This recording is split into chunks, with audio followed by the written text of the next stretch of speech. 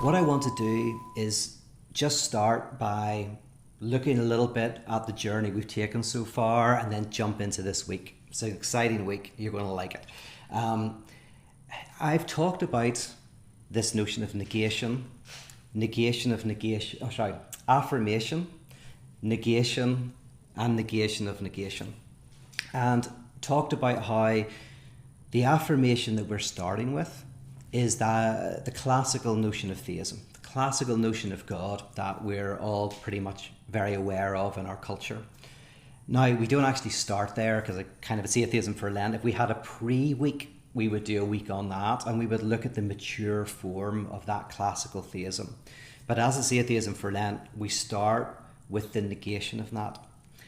And I mentioned last week that instead of thinking about this negation of classical theism as something that external, that comes from an enemy without, that's critiquing, you can see it actually as arising from within. And you can see this most obviously with a thinker like Jean Meslier. But even critics within our culture who maybe have had no direct experience of Christianity are still immersed in a culture that has been profoundly influenced by Christian notions. So this negation of negation generally arises this negation arises out of the affirmation, and it arises naturally. Some of the critiques that you've looked at last week are the kind of things that a child would say. Now, they wouldn't say it in a sophisticated a way, but a child might say something like, if there is a good God, why did my puppy die, right? Or other kind of questions like this, or how can anybody know there's a God? These negations are very natural. But the reason why we don't encounter them in a healthy way sometimes is because of defense mechanisms. Sometimes communities that are within, say, classical theism defend themselves against this negation.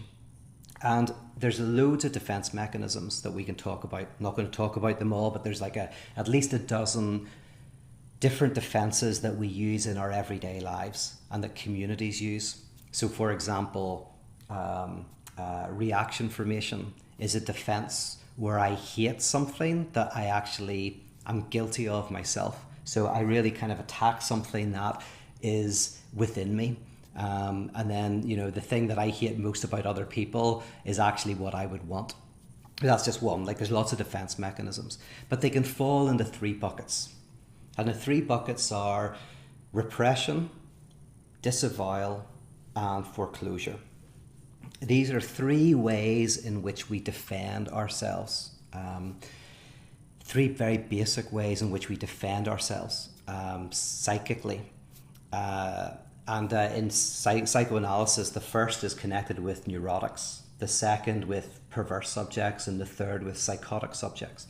But I think it's very useful to think of these in terms of what we're doing today. So repression would be where people in, say, a church would feel these questions. They would arise within their family. Their kids would ask those questions, or they would ask those questions, and then they basically push them out of their consciousness. They try to ignore them. They try to hide from them. They start to read lots of apologetics, basically kind of defending against these critiques that have got inside you, that are in you, that you're feeling in your family and in your mind. So you protect yourself. You think it's not right for me to ask those questions. It's not right for me to read those thinkers. That's something that I have to keep away from. So that's kind of repression. Disavowal, slightly different. Disavowal is weirdly the kind of thing where someone knows full well the critiques, but they act as if they don't. So they weirdly kind of accept them, but completely just kind of ignore them. Nevertheless, I fully accept these critiques. Nevertheless, I completely live as if I have never heard them.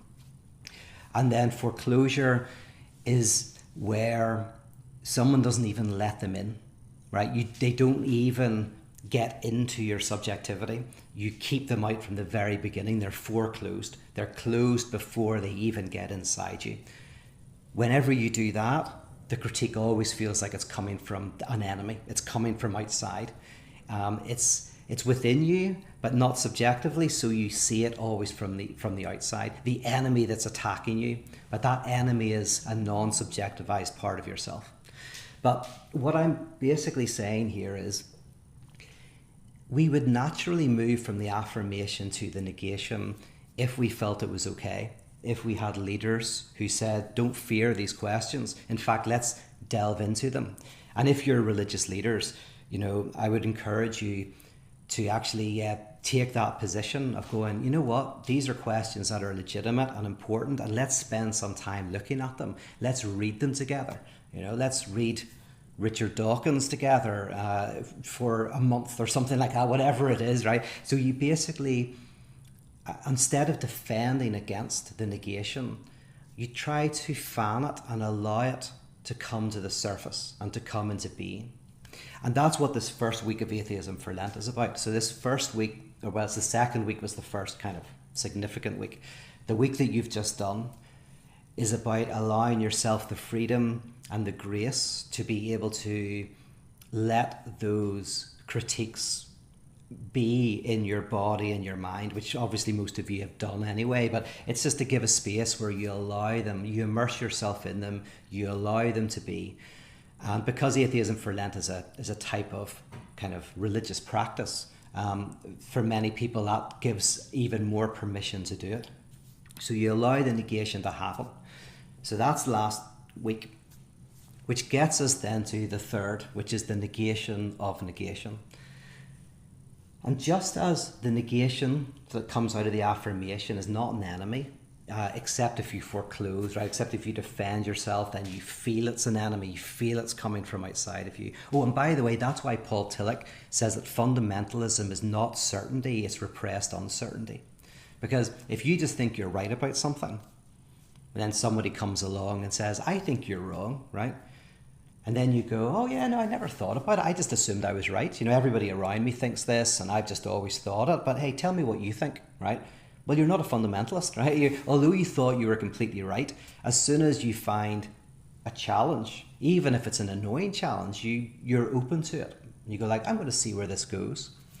For Tillich, kind of the fundamentalism that we mean by that word, there's different types of fundamentalism, but the common form of fundamentalism that we mean by that word is whenever we're confronted with those questions and with those doubts and with the negation, and we close our ears to it and we say we don't want to listen, right? That's repressed uncertainty. So somehow it is not allowed in. We think it's dangerous. We think it's bad. And that's why we need often people who we respect to help us kind of like realize that actually we can enter into that negation. And then of course it doesn't end there, because we enter into the negation of negation. And that, as I mentioned last week, then becomes a new affirmation. And this brings us to the apophatic tradition, which you're going to delve into and explore and immerse yourselves in this week. And I encourage you, as always, to take as much time as you can within your life to just enjoy these reflections and go out for a walk, sit in a bath, just let yourself feel these things as much as you can.